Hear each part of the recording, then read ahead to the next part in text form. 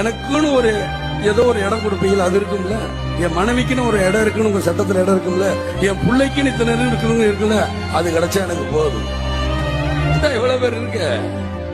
இந்த 4 பேர் வந்தா ஒரு நேரம் சோறு போட மாட்டீங்க.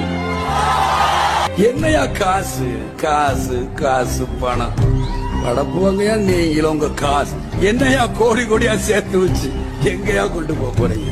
செத்தா கூட அருணாக்குடி அத்து விட்டு தான் உள்ளத்தி கொண்டு போய் போதைக்கிறான். காசு கிடையாது, ஒண்ணு கிடையாது. தரையில உட்காந்து சாப்பிட்டு இருக்கேன், அவங்களோட குடிசையில உட்காந்து நான் தூங்கி இருக்கேன், சிம்மனி விளக்குல நான் படுத்தலாம் உருண்டு இருக்கேங்கிறது யாரும் புரியாம இருக்கிறாங்க. பிறந்தோம் வாழ்ந்தோம் இருந்தோன்ற இருக்கு. இந்த மாதிரி அன்பு ஜனங்கள்கிட்ட என் மக்கள்கிட்ட கிடைக்காத அன்பு வரை யாருகிட்டயா எனக்கு கிடைக்க போகுது? நீங்க கோடி கோடி அள்ளி கொடுத்தா கூட கிடைக்காது இந்த மாதிரி அன்பு.